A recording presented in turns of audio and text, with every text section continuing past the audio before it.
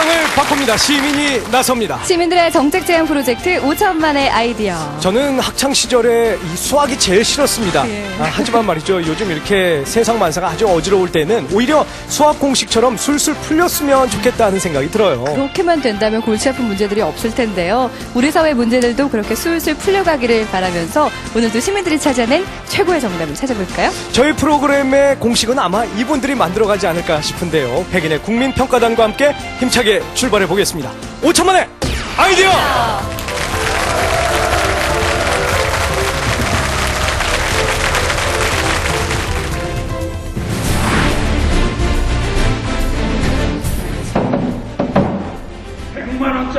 여기도 알고 보니 10만원짜리다. 젊어진다는 양념에 사 먹고 나니 진작이 없어. 허위 광고, 과대 광고, 노인 소비자 올리는 홍보 판매. 싼지 뭐 빼기 힘들지 않아요. 그거 보지 않습니다. 그거 인정사항 안 보면 그냥 팔아버립니다. 속고 또 속고 어르신들은 서럽다. 272만 원이 아니고 여기서 32만 원을 할인해줍니다. 끊이지 않는 노인 소비자 피해, 그들을 위한 보호망 필요하지 않을까? 그래서 제안합니다. 노인 대상 홍보 판매 환불기간 늘려주세요. 네, 오늘 첫 번째 시민 제안자 이숙자 씨 자리해 주셨는데요. 무려 20년 동안이나 그 소비자 단체에서 일을 해오셨다고 합니다. 네네. 오늘 제안 보니까 노인 네. 문제를 좀 전담하셨나 봐요. 노인 문제를 전담했다기보다는 어르신들을 많이 만날 수 있는 기회가 있었죠. 예. 직접 상담도 했고 처리하는 건 물론이고 좀 피해 좀 줄여보자 해서 현장에 가서 소비자 교육을 많이 했어요. 네. 지금 이게 노인 대상 홍보 판매라고 얘기는 했지만 네. 그게 주로 이렇게 이벤트성 홍보 판매를 말씀하시는 네, 거죠? 그렇습니다. 무료로 체험할 수 있도록 해주겠다 해가지고 가서 막 이렇게 무료로 체험한 줄 알았더니 나중에 물건을 구매하게 한다든지 예. 관광을 보내준다 그래서 갔는데 물건을 들고 오는. 서울의 한 주택가, 요즘 아침마다 어르신들이 총출동하는 곳 있다는데 대체 무슨 일이 있는 걸까? 선생님, 저기 안에서 저기 여기 2층에서 뭐예요? 양장사? 시민단체의 도움으로 내부 모습을 확인할 수 있었다. 들어가 보니 벌써 많은 어르신들로 가득 차 있다.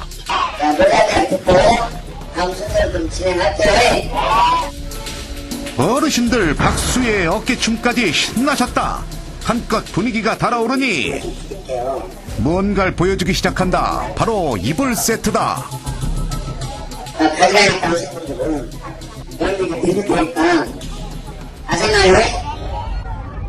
그리고 판매되는 건강식품.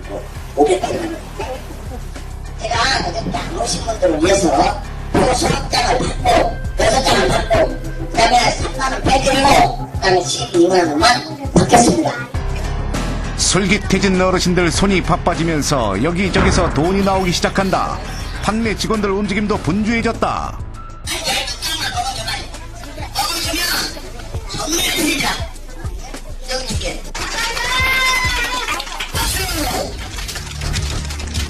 연 7시간 동안의 홍보 판매가 끝나고 집으로 돌아가는 어르신들. 두 손 가득 물건 하나씩 사셨다. 우선을 먹었더니 이제는 일을 많이 하는 사람들이 여기 낳고 키우고 있는데 바깥으로 손 논다고 해서 사 먹어봤어. 이렇게 사람들을 모아놓고 물건을 파는 홍보 판매에서 어르신들은 최고의 고객이다. 할머니들이 돈 쓸 데가 있어요. 뭐 그런 데 가서 이렇게 돈도 좀 쓰고 그런 것 같아요. 그냥 놀아주고 하니까 재밌나 봐요. 쉬워요. 돈 뭐 뽑기. 뭐 할머니들 싼지 돈 빼기 힘들지 않아요. 적적한 어르신들 환심 사는 방법 참 다양하다. 먼저 사은품으로 유혹하는 최면상법이 가장 대표적인 상술이다. 무료 공연 초대장으로 사람들을 모은 다음 공연보다는 제품 설명과 판매에 열을 올리는 방법도 있다. 집 전화나 휴대전화로 경품에 당첨됐다고 알린 후 기습적으로 물건을 파는 전화 권유 판매까지, 이 모든 걸 기만상술이라고 부른다. 최근에는 공짜로 관광을 떠나 자연스럽게 물건을 사도록 유도하는 상술까지 크게 성행하고 있다. 미안해서라도 사게 되잖아요. 그렇죠. 기만상술이란 이름 아래 상술은 다양해지고 있지만 노인 소비자는 여전히 무방비 상태. 이로 인한 피해 많다. 통계에 따르면 65세 이상 노인 2명 중 1명은 이런 상술에 넘어가셨단다. 이런 기만상술을 통한 홍보 판매에서 주로 파는 제품은 바로 건강기능식품. 건강에 관심 많은 노인 소비자 살 수밖에 없다. 물론 피해도 가장 많다. 얼마 전 낭패를 겪었다는 김선자 어르신. 판매를 할 것 같으면 이 물건을 구매 그거로 써야지. 구매한다 하는 거로. 가격 얼마냐고 몇 번을 물어도 가격은 없습니다. 가격은 내가 맨날 꼭 다시면서 하는데 가격이 없어요. 가격 얼마입니까? 가격 없다는 거요. 예를 알고. 사연은 이렇다. 길에서 공짜로 나눠준 건강기능식품. 하지만 청구서가 날아왔다. 물건에 대한 돈을 내라는 것이다. 그 이후 법적 통보와 압류로 정신적 피해를 받고 있는 김선자 어르신. 아니 그냥 가져가라고 해놓고 사지도 않은 물건과 낼 이유가 없는 돈 때문에 현재까지도 힘겹고 긴 싸움은 여전히 계속되고 있다. 짜고 하면서 3번 4번 쳐보내고 이 도둑놈들 집대로 쌓고 이라도 내가 사과문 가져는 다 달라 했으니까 18만 원 받았다는 18만 원 그래. 사과문 못 보냈단 말이요. 못 보내도 마음대로 하세요. 나가요 억지로 당신한테요 엎드려서 접하고 싶지 않습니다. 나는 이 돈 못 냅니다. 어째서 당신들이 선진용으로 주나 길거리에서 파는 이런 물건이 진짜가 가짜가 어떻게 알았어? 인체에 해로운지 어째서 이거 못 먹는다. 벌써 보내줄라 하기 기아를 넘어보고 반품을 못 하게 됐다 이라. 그래서 기가 차더라고. 김선자 어르신처럼 대부분의 노인 소비자들은 구매한 제품의 교환이나 환불하는 과정에서 어려움을 겪고 있다. 그럴 만한 이유 있단다. 자, 사실 해야 하기 어렵습니다. 왜 그런지 아십니까? 해야 못하게 만들어버립니다. 받지도 않고요. 욕설을 합니다. 기회돼도. 그럼 가. 오지마. 알았어? 오지마. 재수없어. 이렇게까지. 환불의 어려움 직접 겪은 전목규 어르신. 무료 관광에서 산 건강기능식품 때문에 몸에 이상이 있었지만 환불할 생각조차 못하셨다는데. 너희네들은 그런 걸 안 와? 반품한 주면 먹는 게. 그래서 못하시고. 못했죠. 이런 경우 대부분의 노인 소비자들은 전목규 어르신처럼 피해를 감수한다. 환불 절차는 복잡하고 기한은 짧기 때문. 뒤늦게 사실을 안 가족들이 나섰으나 쉽진 않았다. 황당한 거는 샀을 때는 가격이 잘 따져도 2,000원도 안 되는 가격이에요, 한 포당. 근데 반환할 때는 가격당 7,000원을 한 포에 7,000원을 계산을 해서, 그러니까 고압적인 태도죠. 7,000원씩 해서 반품을 못하게 하겠다는 그런 의도죠, 처음에는. 노인 소비자 올리는 홍보 판매의 상술. 피해를 줄일 수 있는 방법은 없는 걸까? 노인 소비자들이 주권을 갖고 정확하게 그 상품에 대한 설명과 이해를 할 수 있게 하고, 만약에 피해를 받았을 경우에는 좀 노인의 특성을 잘 알고 있는 노인 전문가들이 좀 이런 구제 절차나 이런 잘못된 거에 대한 철회, 이런 것들을 도와줄 수 있는 그런 장치가 필요하다고 생각합니다.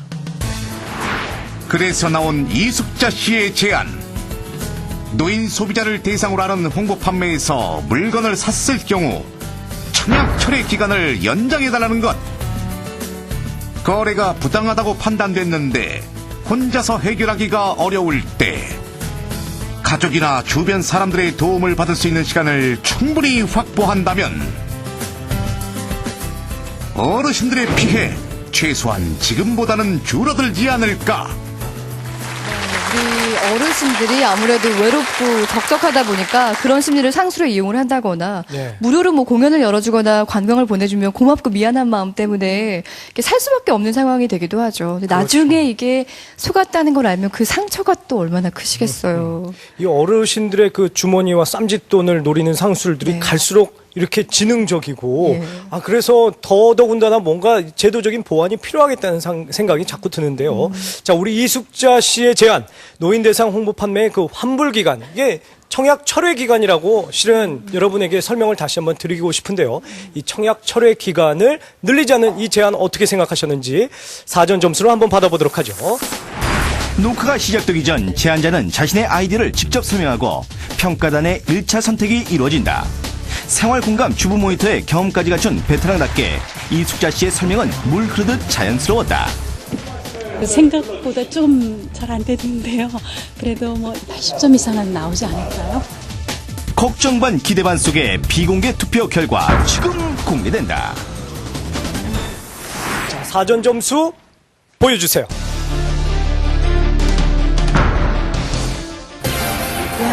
사전 점수 88분이 찬성을 보여주셨는데요. 어떻게 기대했던 것만큼 나오셨어요? 네, 기대했던 것보다 조금 더 나왔습니다. 그래요? 네. 하지만 여기서 안심하셔서는 안 됩니다. 자, 지금부터 아주 날카롭고 꼼꼼한 질문들이 이어질 텐데 잘 답변해 주시기 바랍니다. 우리 백인의 국민평가단께서는 정책안으로 괜찮은 제안인지 지금부터 평가해 주시기 바랍니다. 질문해 주십시오. 한 달이라고 하면은 제품을 충분히 써볼 수 있는 기간인데 이 기간 동안 제품을 충분히 써보고 환불하고 하는 그런 이제 악용하는 사례가 생길 것 같거든요. 혹시 판매자 입장에서 이런 부분 때문에 선의의 피해가 생기지 않을까요? 네, 그런 생각을 할 수도 있어요. 지금처럼 사기적인 수법이라든지 기만적인 방법으로 판매를 하는 경우에는 판매가 목적이었다는 것을 사업자들이 알려주지 않거든요. 알려주지 않고 물론 계약서도 안 주거든요. 때문에 사업자가 그 당시에 판매였다. 그리고 이거는 이렇게 해서 30일 동안 유예기간을 두지만 충분히 생각하고 반품할 수 있다는 걸 알려준과 동시에 사용하거나 먹었거나 설치했으면 소비자가 손해를 볼 수 있다는 것을 고지해주면 훨씬 사업자 피해도 줄일 수가 있습니다. 네. 예. 자, 또 다른 질문 받겠습니다.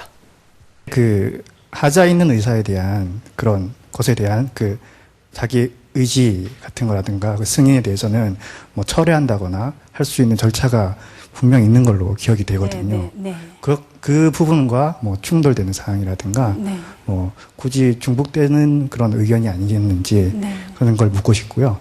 또한 그 노인뿐만 아니라 뭐 저와 같은 일반인들에 대해서도 그런 해당되는 그런 법률이 적용이 돼야 될 것 같고요. 예. 통과된다면요. 이 두 가지가 충돌되는 문제하고요. 네. 그 대상을 더 확대될 수 있지는 않을지. 지금 아시는 것처럼 방문 판매 등에 관한 법률은 특별법입니다. 때문에 이제 그 특별법으로 규정한 것이 이제 우선한다고 돼 있잖아요. 그래서 실제적으로 구제받을 수 있는 것은 이 방문 판매 등에 관한 법률에 넣어야 된다고 저희들이 보여지고요. 좀 더 세세한 부분은 고시라든지 아니면 표준약관을 별도로 마련해서 해야 된다고 보여집니다. 네. 또 한편으로는 지금 말씀하신 대로 어떤 형평성에 조금 어긋나지는 않느냐. 네. 일반인들도 충분히 그런 사례들이 있을 텐데. 있을 수 있는데요. 예. 노인들한테만 특혜를 주는 것은 아니냐. 예, 그 말씀에 대해서는 어르신들은 정보 소외자예요. 그러니까 정보를 잘 받을 수 없는 그런 입장에 놓였다고 그죠? 그러면 정보 소외자들인 어르신들을 그냥 놔뒀더니 어떤 일이 일어났어요? 굉장히 많은 수가 피해자가 생겼던 거죠. 이런 많은 피해자들을 그냥 방치하는 것이 오히려 형평성의 논리에 어긋나고 이건 어떤 특혜를 주는 것도 또 아니라고 저희들은 보여집니다. 네, 노인 소비자의 피해를 줄이는 방법, 무언가 확실한 발상의 전환이 필요해 보이는데요.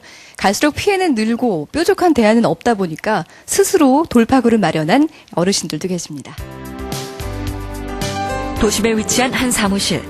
실제 홍보 판매 현장과 흡사하게 꾸며놓고 뭔가를 교육 중이라고 하는데 다양한 상술에 속지 않도록 예방하는 프로그램이다. 이 중엔 피해를 경험한 어르신도 있다. 이들은 한 번은 속았지만 두 번은 속지 않기 위해 교육을 통해 스스로를 보호하는 법을 배워가고 있다. 노년층은 사회의 약자이기 때문에 분명히 보호받아야만 되고 그들만이 안심하고서 쇼핑할 수 있는 그런 문화 공간이나 생활 공간을 만들어줘야 된다 합니다. 다른 노인 소비자들을 보호하기 위해 직접 나선 어르신들도 있다. 이름하여 시민감시단. 이들은 주변 경로당과 복지관 등을 순찰하며 제2, 제3의 피해자가 나오지 않도록 예방에 힘쓰고 있다. 반응이 좋습니다. 한마디로 얘기해서 반응이 좋고요. 진작에 우리가 이러한 단체를 만들어가지고서 활동을 해야 되는데 늦은 감은 있습니다. 그러나 지금이라도 늦지 않다고 생각하고 많이 활동을 많이 해야 될 것 같습니다. 노인 소비자. 다른 나라에서는 어떻게 보호하고 있을까? 미국의 경우 고령자 보호 법률을 통해 노인을 대상으로 하는 사기 행위에 대해 엄중한 처벌을 규정하고 있다. 일본의 경우 노인을 대상으로 한 보호 규정은 없다. 그러나 홍보 판매 등에서 사기를 당하는 피해가 없도록 금지 행위를 철저하게 표시해 노인 소비자들을 보호하고 있다.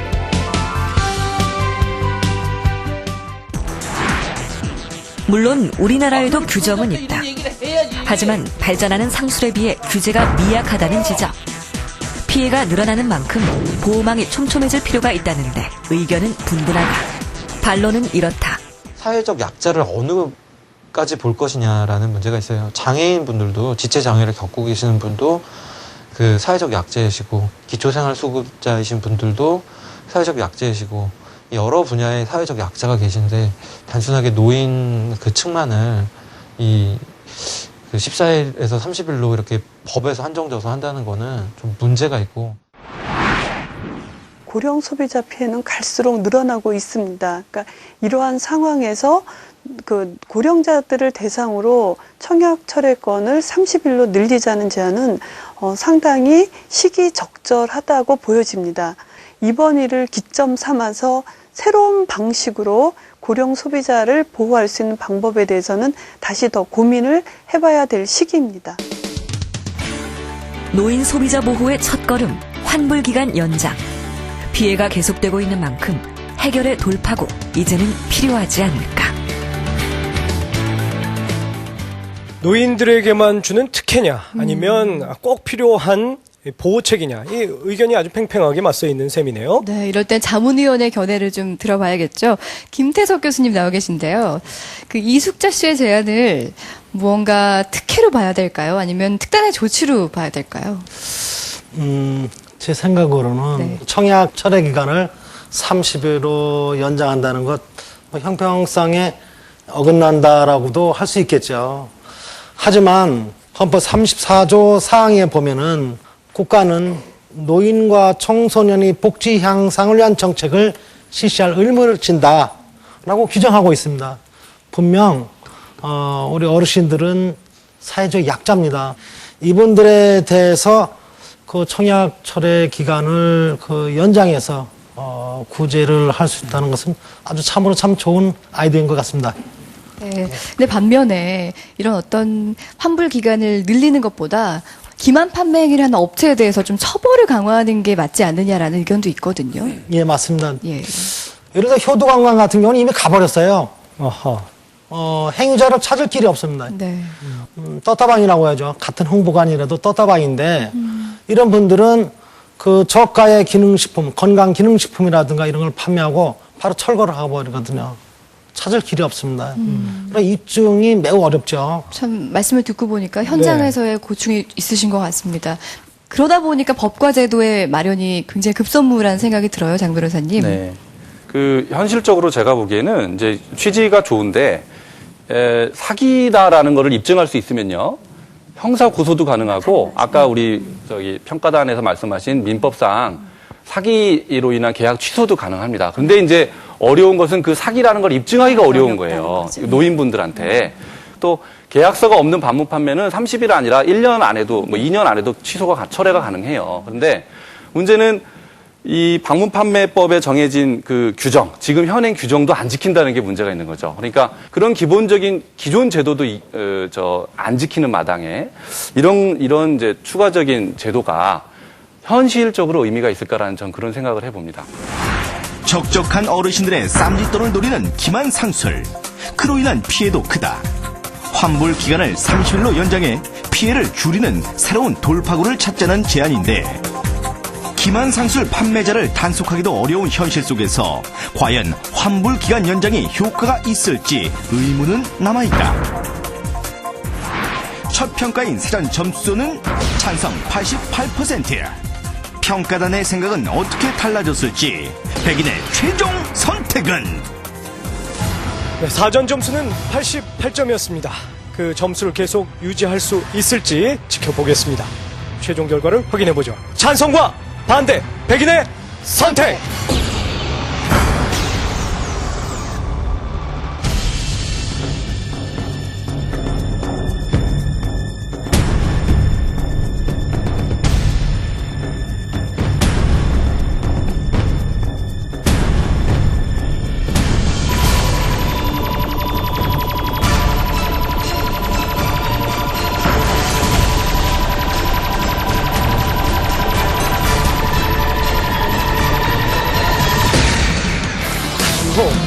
이런. 어떡하죠. 오히려 조금 떨어졌네요. 72분이 찬성을 보내주셨는데요. 네, 네. 아쉬워서 어떡하죠. 아니, 괜찮습니다. 어쩌면 그 노인 소비자 문제에 대해서 더 많이 심도 있게 정부가 기준을 마련할 거라고 보여지고요. 네. 방문 판매 손질이 좀 돼야 되지 않을까 이렇게 생각이 되어집니다. 방문 판매업에 관한 그 네. 법률을 네. 오히려 조금 더 보완해야 되겠다는 네, 네. 그런 의견이 많으셨던 것 같습니다. 그렇습니다. 그래도 그 문제에 대해서 심각하게 생각을 해볼 수 있어서 참 의미 있는 시간이었던 것 같습니다. 자, 우리 이숙자 선생님께 따뜻한 격려의 박수 보내주시겠습니까? 네, 감사합니다.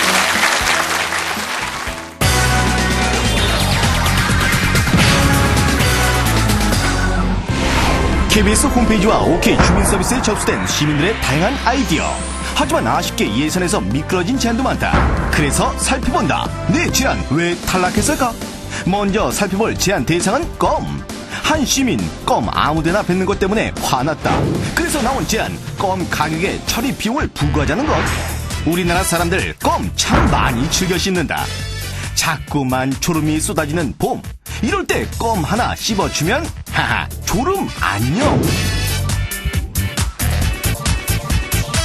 그리고 껌이라면 역시 밥 먹고 난 후 쫙쫙 씹어주는 이 상쾌한 맛이 아닐까. 그런데 껌 너무 쉽게 뱉는다. 버려진 껌은 말이 없다. 다만 거리에 눌러붙을 뿐이고. 환경도 지저분할 뿐더러 또 지나다니다 밟는 수도 있고 그러잖아. 껌 하나 뱉었을 뿐이라고 하지만 시민들에게 돌아오는 피해 만만치 않은 것. 또한 눌러붙은 껌 밀고 닦고 청소도 참 힘들다. 게다가 껌 치는 값, 껌값이라고 생각하면 오산 청소 비용만 무려 7억 원. 그래서 껌 가격에 처리 비용을 포함하자는 것인데, 그런데 알고 계셨나요? 껌은 폐기물 부담금 대상입니다. 판매가 또는 수입가의 1.8%의 부담금 요율을 적용하고 있습니다. 판매가 500원짜리 껌을 기준으로 했을 때 9원의 그 폐기물 부담금이 포함되어 있습니다. 이미 껌에 처리 비용 포함되어 있단다. 그렇다고 껌 아무 곳에나 버려선 안 되겠죠. 성숙한 시민의식 기대할게요. 이어서 지금까지 직장인들의 가슴을 두근거리게 하는 제안 하나, 바로 대체 공휴일제. 방송에서도 계속 보도되고 있는 만큼 그 진행 상황 궁금하다. 공휴일과 일요일이 겹치게 되면은 그 다음 날을 하루 더. 방송과 신문에서 이미 큰 화제가 되었던 대체 휴일제. 직장인들의 찬성은 96%에 가히 압도적이다. 일요일과 겹쳐버린 공휴일이 야속한 만큼 기다리는 마음만 더욱 조급해진다. 대체법이 직장인들의 참 담비 같은 존재인데 빨리 시행됐으면 좋겠습니다. 정책이 시행되면 하루라도 더 쉴 수 있는 날이 생기니까 되게 좋을 것 같아요. 이미 일본과 미국 그리고 캐나다 등에서 실시하고 있는 대체 휴일제. 자, 그렇다면 우리나라는 현재 어디까지 진행됐을까? 공휴일에 관한 법률안을 제가 2008년 12월 9일 날 법안 발의를 해서 지금 현재 행정안전위원회 법안심사 소위에서 심사 중에 있습니다. 국회에서 법안을 검토하고 있다고 하니 마음은 급하겠지만 하하, 조금만 더 기다려주세요. 마지막으로 살펴볼 제안은 바로 이 도서관에서 시작된다. 도서관에서 더 많은 도서를 보유할 수 있게 시민들이 헌책을 기부할 수 있게 하자는 것. 1945년 문을 연 국립중앙도서관. 국내 최대 규모의 도서관답게 한눈에 봐도 정말 많은 책들이 있다. 대체 얼마나 많은 책이 여기 있는 걸까? 하하, 좀 알려주시면 안 될까요? 국립중앙도서관은 2010년 현재 760만여 책을 소장하고 있습니다. 이 엄청난 책 보유량은 국내에서 출판되는 모든 책이 무료로 지원되기 때문에 가능했다. 하지만 그 외에 다른 공공도서관은 정해진 예산에서 책을 구입해야 하는 만큼 한계가 있다. 지난해 국내에서 출판된 책은 총 4만여 권. 도서관에서 이 모든 책을 구입하는 것은 역부족인 것. 통계로도 우리나라 도서관의 장서 보유량은 선진국 도서관에 비해 많이 부족하다. 그래서 한 시민이 집집마다 갖고 있는 책 중에서 좋은 책을 도서관에 바로 기부할 수 있게 하자는 제안을 했다. 아유, 감사합니다. 그런데 이 제안 왜 탈락했을까? 일단 헌책 기부 열풍이 불고 있는 현장 찾아가 봤다. 다양한 책이 가득한 이곳은 헌책을 기부받아 그 판매 수익금으로 어려운 이웃을 돕는 헌책방. 말이 헌책이지 기부받은 책 중에서 상태가 양호한 좋은 책만 골라 판매되고 있는 만큼 소비자들의 만족도 또한 높다. 도서관에서도 이미 누구든지 책 기부 바로 가능하다. 현행 도서관법에서는 누구든지 도서관의 설립, 시설, 운영 자료 현황을 지원하기 위해서 누구든지 기부할 수 있습니다. 그래서 각 시군의 공공도서관에서는 헌책을 기부받고 있습니다. 하지만 기부된 모든 책이 도서관에 비치되는 것은 아니다. 먼저 찢어지고 상태가 좋지 못한 책은 아쉽지만 과감히 탈락. 그리고 모든 연령대가 읽을 수 없는 책 역시 곤란하다. 헌책 기부하는 따뜻한 마음, 이왕이면 가치가 있는 좋은 책이라면 더 좋겠죠?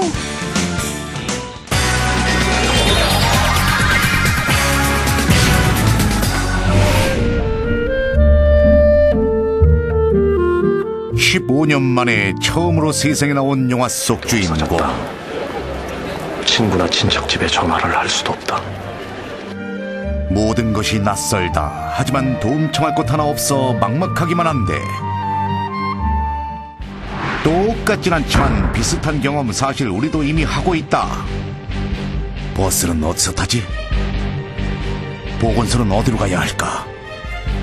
새로운 곳으로 이사했을 때 당장 필요한 정보 참 많다. 하지만 그 누구도 속 시원히 알려주지 않기에 제안합니다.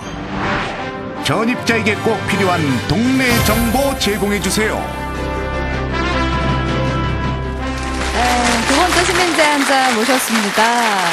오늘 그 제안자 김재학 씨 최근에 이사를 하셨나 봐요. 네. 예. 사실은 작년 11월 달에 용인으로 이사를 했습니다. 네. 이사하시고서 제일 불편한 점이, 막막했던 점이 어떤 거든가요? 무엇보다도 이제 출근하는 문제가 제일 심각했습니다. 집에서 가까운 정류장까지 10분 정도를 걸어 나가야 하는 길이었었습니다. 근데 네. 사실 나중에 알고 보니 후문으로 나가면 5분 거리에 또 다른 정류장이 있었습니다. 바야흐로 봄 이사의 계절이 돌아왔다. 통계에 따르면 한 달 평균 42만 건의 이사가 이루어진다. 덩달아 이삿짐 센터도 요즘이 대목이다. 엄청 바쁩니다. 이게 4월 말까지는 아마 예약이 계속 들어오고 있습니다. 서울의 한 재개발 지역. 새로운 보금자리 찾아 이사한 사람들로 온 동네가 북적북적. 전국 8도 사람들 다 모였다. 어디서 이사 오신 거예요, 이거는? 전라도 광주에서요. 울산에서요. 전라도 여수에서 올라왔습니다. 이사 온 사람들을 가장 먼저 반기는 것. 집주인보다 먼저 자리 잡고 있는 배달 음식점 전단지다. 이런 것들이 뭐 어디를 가나 뭐 이사 오자마자 벌써 막 나눠주고 하니까 제일 쉬운 거니까 그냥 짜장면 시켜 먹으려고 그럽니다. 낯선 곳으로 이사한 사람들, 알고 싶은 것도 알아야 할 것도 참 많다. 하지만 알 수 있는 것은 배달 음식점 전화번호뿐, 다른 것은 알 길이 없다. 아무래도 이제 모르는 것도 많고 정보도 하나도 없으니까 이제부터 열심히 찾아봐야 되겠죠. 잘 적응하실 수 있어요? 열심히 정보를 많이 찾아서 적응할 수 있도록 한번 해봐야죠. 2009년 한 해 동안 시와 도를 넘어 이사한 사람은 약 270만 명. 수많은 이들이 생소한 곳에 적응하기 위해 어려움을 겪고 있는데, 2달 전 경기도 파주에서 가평으로 이사한 한 가족을 찾았다. 고향 토박이로 살다가 처음으로 보금자리를 옮긴 주미숙 씨. 아무래도 교통편이 제일 많이 불편했어요. 여기가 시골이라서 그런지 모르겠는데 버스 노선이나 이런 것도 하나도 없고, 버스 정류장에 딱 세워져 있는 게 비에만 피할 수 있는 딱 그 시설밖에 안 되더라고요. 그럼 이제 어떻게 알아가셨어요, 그러면? 아직도 몰라요. 이사한 지 벌써 2달이 지났지만 아직도 버스 노선은 미스터리다. 정류장에는 버스 노선 안내가 있을 법도 한데 없다. 아주 깨끗하다. 이사 후 생활 정보를 얻지 못해 겪는 불편함 한두 가지가 아니다. 쓰레기 버리는 것 하나에도 우왕좌왕 했다는데, 처음에 저는 와갖고 음식 쓰레기를 버리러 나왔는데요. 음식 쓰레기는 저는 전에 살 때 그냥 부었는데 여기는 보니까 봉다리 다 쌓여 있더라고요. 그래갖고 그것도 헤매고 일반 쓰레기도 두 가지 색깔이 있는 거예요. 그래서 제가 일일이 다 쫓아다니면서 가게 같은 데 가서 빈 봉투 사면서 이제 물어보고. 어디서도 알려지지 않는 생활정보 일일이 찾아다니면서 묻자니 한계가 있고 그렇다고 모른 채로 살자니 불편한데 생활정보 몰라 서러움 아닌 서러움 여러 번 겪었다는 주미숙 씨. 참다 급기야 군청에 민원을 넣었다. 다른 데 또 글 써져 있는 거 막 찾아봤더니 저뿐만이 아니고 그 전에도 몇 번이 하셨던 것 같은데 나아진 게 여태까지 없는 거예요. 그러니까 이사 오는 사람들이 계속 똑같은 어려움을 겪을 것 같아요. 2달간 서울시에 접수된 이사 관련 불편 사항은 모두 9천여 건. 그런데 간단한 정보만 제공된다면 해결될 수 있는 문제가 대부분이다. 경남 사천에서 인천으로 이사온 또 다른 가족. 직장을 옮긴 아빠를 따라 가족 모두가 이사를 온 터라 아이들 유치원부터 신경 쓸 게 한두 가지가 아니다. 직업 특성상 그 전에는 뭐 여기저기 지금 결혼 7년 차인데 벌써 한 4번, 5번 정도 이사 다닌 것 같아요. 이삿짐 풀자마자 전입신고하러 동주민센터를 찾아 나섰는데 안녕하세요. 식사하고 계시는데 네. 말씀 좀 드리겠습니다. 여기 동사무소 가려면 어떻게 가야 됩니까? 검단 사정거시 가시려면 마을버스 타고 가시면 되죠. 이 앞에 가서. 이 앞에서요? 예. 아, 예. 알겠습니다. 설명은 간단하지만 전혀 간단하지 않은 상황. 어떻게 정류장은 찾은 것 같지만 정작 어디서 타야 하는지 몰라 문제다. 마을버스가 없네요. 노선이 안 나와 있어가지고. 아저씨 뭐 하나 여쭤볼게요. 마을버스는 이쪽으로 안 다닙니까? 마을버스 서는 곳은 동네 사람 아니면 찾기 힘들다. 게다가 요금은 얼만지 어디서 내려야 하는지 아직 넘어야 할 산이 많다. 한참이나 걸려 도착한 동주민센터. 이사 왔노라 당당히 신고하고 온 김에 궁금한 것도 물어보는데 타 지역에서 전입 와가지고 뭐 이 지역 정보지라든지 이런 거 따로 발급하는 거 있습니까? 정보지가 저희 따로 갖고 있는 건 없고요. 이쪽으로 보시면 홈페이지 들어가시면 자세한 내용을 보실 수 있어요. 동주민센터 한편에 마련된 책자들 종류가 참 많은데 하지만 어느 것을 살펴봐도 동네 생활 정보를 얻을 수 있는 것은 없다. 저처럼 이렇게 타 지역에서 이렇게 새로운 지역으로 이사 와가지고 보금자리를 트는 사람들한테는 그나마 이 지역의 생활 정보라도 이렇게 조그만한 배려로 이렇게 정보를 줬으면은 많은 도움이 됐을 텐데 그런 게 없어서 참 아쉽네요. 새로운 곳으로 이사와 모든 것이 낯선 사람들. 생활 정보를 몰라 겪는 불편함까지 더해져 적응하기 더욱 힘든데 그래서 제안합니다. 전입신고할 때 동네 생활 정보를 제공해주면 어떨까?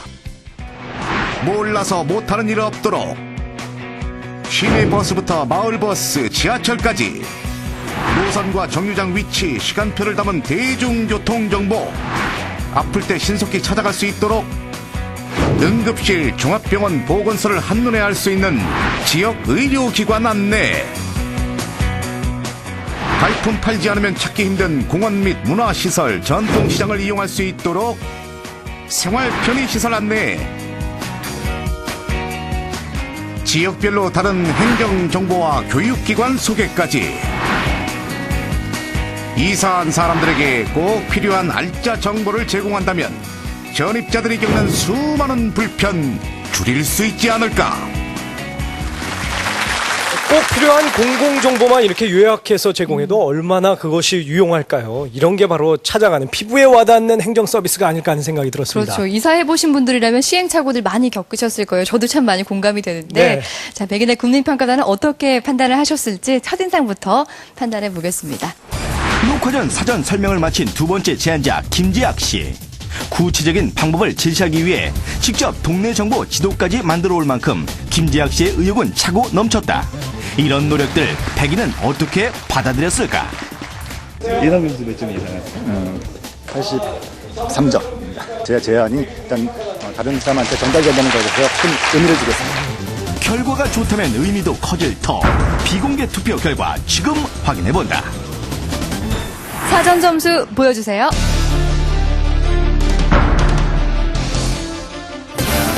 오, 사전 점수 60분이 찬성을 보내주셨는데 저는 아무래도 생활에 밀접한 거다 보니까 많이 지지를 보내줄 줄 알았거든요. 네.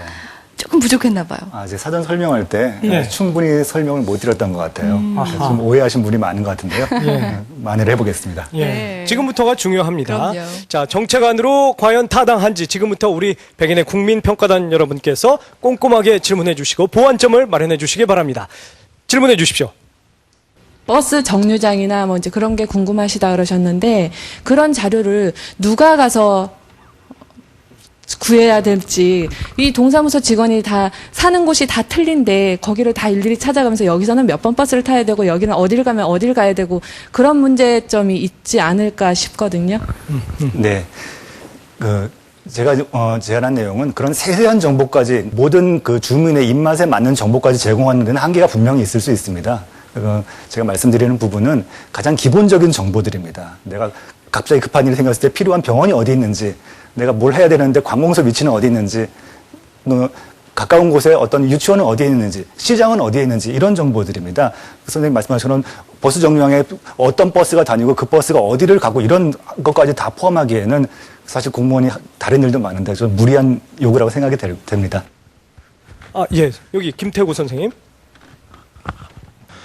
그런 용지나 아니면 안내 같은 정보를 이렇게 제공하려면 그 예산 자체도 이렇게 다시 이렇게 세워되고 그런 면도 있고 그런데 좀 신중을 기하해서 이렇게 해야 되지 않을까 그런 생각이 좀 듭니다. 예산 문제를 걱정하셨는데. 두 가지 방향으로 보시면 될 것 같습니다. 지금 지적하신 것처럼 예산이 발생하는 경우에는 이제 책자 형태입니다. 한꺼번에 많은 분량의 그 정보를 담고 또 그것을 한꺼번에 인쇄를 하는 형태가 될 경우에는 당연히 예산이 발생할 겁니다. 그런데 이제 제가 제안하는 것은 주민세대 담당자가 자기 PC에 저장을 해놓고 필요한 전입신고가 발생할 때마다 그분 주위에 있는 공공정보라든가 시설물 정보만을 별도로 제공을 하자는 개념입니다. 그 정도 정보라면은 A4지 한 서너 장 정도에 충분히 담을 수가 있고요. 그때 발생하는 비용이라면은 몇십 원 정도의 A4지 비용과 또 담당자의 수고 정도일 것입니다. 사전 점수는 60점이었는데 말씀을 쭉 듣다 보니까 이 필요성에 굉장히 많이들 공감하시는 것 같은데요. 네, 이쯤 되니까 국내 현황이 어느 정도 되는지 궁금해지는데요. 바야흐로 지방자치 시대라고 얘기하죠. 과연 전입자들을 위한 서비스가 전혀 없는 걸까요? 최근에 의미 있는 변화를 시작했다는 한 주민센터를 찾아가 봤습니다. 현재 지자체의 생활정보 서비스 어느 정도 수준일까? 모범 사례로 꼽히는 곳을 찾았는데 전입신고할 때 그 안내되는 책자가 있다고 그러는데 있나요? 네, 잠시만요. 전입신고하면 제공되는 생활 안내책. 실제로 있다. 지역별 분야별로 안내, 의료기관, 문화센터, 복지시설은 물론 소소한 생활정보까지 알 수 있다. 저희 관내에 도시재개발 사업이 진행되면서 주상복합 건물 등의 전입자가 많이 발생되고 있거든요. 그분들에게 도움이 되라고 제공하고 있습니다. 최근 신도시나 재개발 지역처럼 대규모 이사가 이루어지는 곳에서 첫 선을 보이기 시작한 생활정보책. 하지만 이런 서비스를 하는 곳 전국적으로 10손가락 안에 꼽히다 보니 아직은 아쉬움도 문제점도 많다. 그중 하나가 정보의 종류. 전입자들에게 필요한 동네 생활 정보보다는 해당 지자체의 홍보가 더 많은 분량을 차지하고 있기 때문인데 주민들의 의견이 반영되지 않은 이제 구나 어떤 시의 일방적인 어떤 시정 홍보용 그 생활 정보지라고 좀 생각이 들고 있고요. 그리고 이제 이후에 좀 만들어야 될 그 책자들은 내가 생활권을 두고 있는 인접 지역의 구체적인 내용들이 담겼으면 좋겠다. 방대한 내용보다는 좀 그런 생각이 들고, 이제 그렇게 볼 때는 이게 구에서 만드는 어떤 생활정보지가 아니라, 그러니까 주민자치센터를 중심으로 해서 동별로 좀 만들어지는 이런 안내책자가 좀 필요하지 않는가 이런 생각이 들고 있습니다. 일본의 경우 동네 정보를 전단지로 만들어 제공하고 있다. 시민들의 문의가 많은 내용을 분야별로 제작해 전입자들이 필요한 정보만 쉽게 골라서 볼 수 있도록 편의를 더했다. 우리도 전입자들의 눈높이에 맞는 동네 생활 정보를 제공하려면 시청이나 구청보다는 동주민센터가 나서야 한다는 게 전문가들의 견해. 물론 걸림돌도 있다. 좀 더 많은 정보를 이렇게 원하는 주민들한테는 좀 정보가 제한적일 것 같아서 좀 불편할 것 같고요. 그 자료를 취합하고 또 책자를 만드는데 예산이 많이 수반이 되는데 따로따로 이렇게 자료 취합하고 또 제작하게 되면 예산이나 그 효율성 면에서 좀 많이 구청에서 제작하는 것보다는 훨씬 좀 덜 효율적일 것 같다는 생각이 듭니다. 굳이 책자가 아니더라도 그 형태는 얼마든지 다양해질 수 있다. 전입자에게 필요한 정보를 제공하겠다는 의지만 있다면 예산은 줄이고 효율성은 높이는 방법 찾기 얼마든지 찾아낼 수 있지 않을까.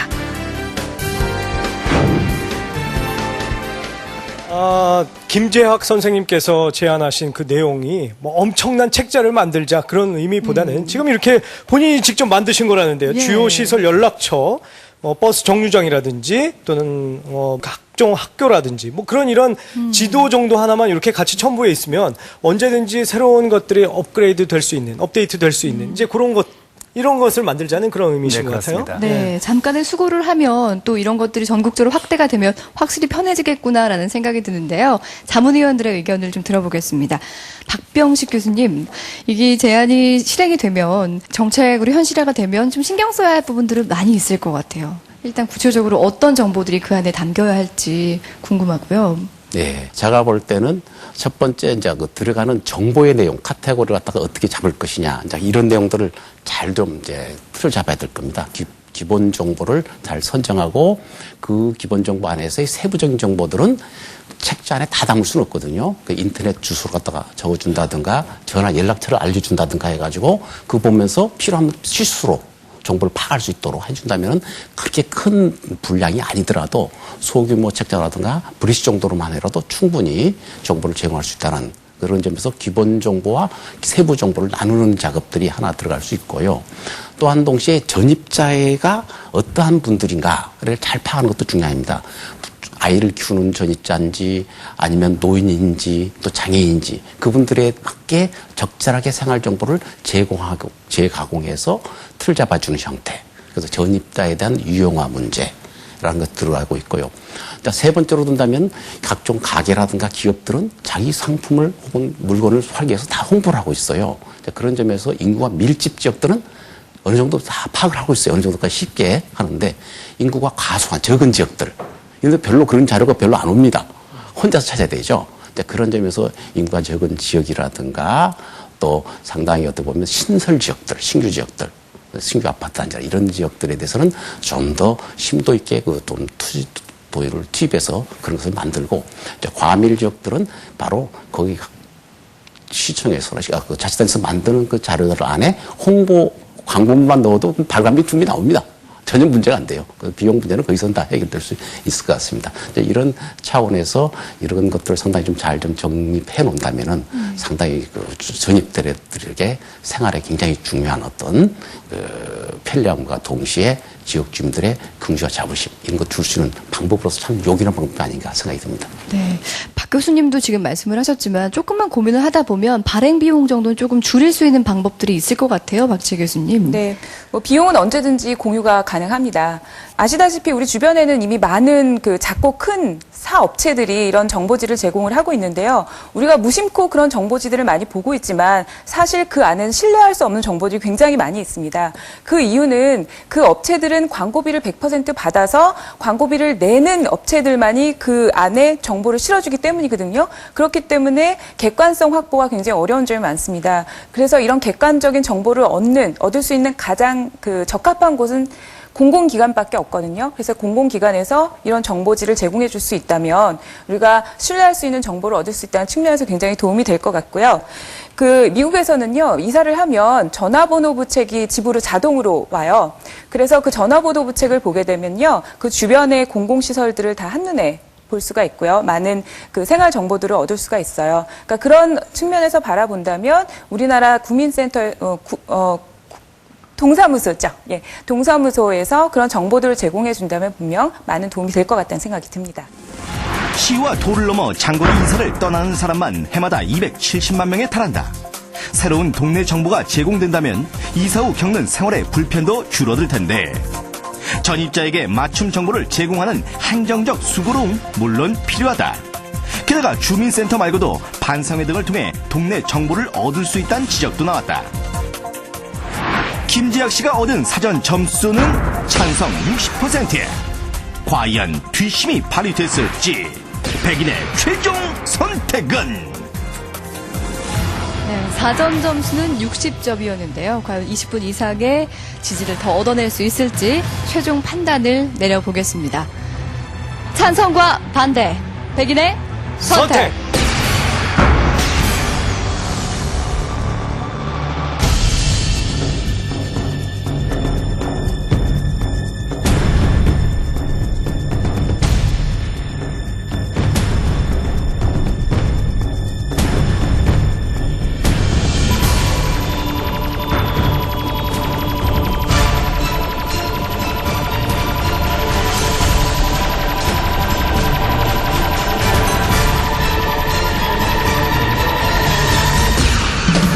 아이고. 아유, 이런 5분이 부족하네요. 그렇네요.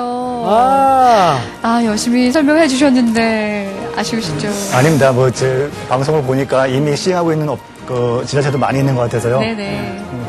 반갑고요. 또 그런 것들이 간접적으로만 전파가 될 수 있을 것 같습니다. 저는 정말 개인적으로 두고두고 아쉬운 제안으로 남을 것 같습니다. 자, 의미 있는 제안 해주신 우리 김재학 씨에게 여러분 뜨거운 격려의 박수 보내주시면 고맙겠습니다. 네, 감사합니다.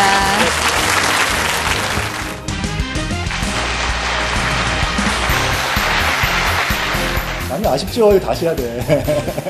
좀 아쉽기는 해요. 그런데 노인 소비자 피해가 많기 때문에 이들을 위한 정말 어떤 제도적인 장치 마련하는 그런 기회가 될 거다. 우리 일반 서민들한테 자기의 의견을 제안할 수 있는 그런 프로그램 같아서 참 좋은 프로그램 같다고 생각합니다.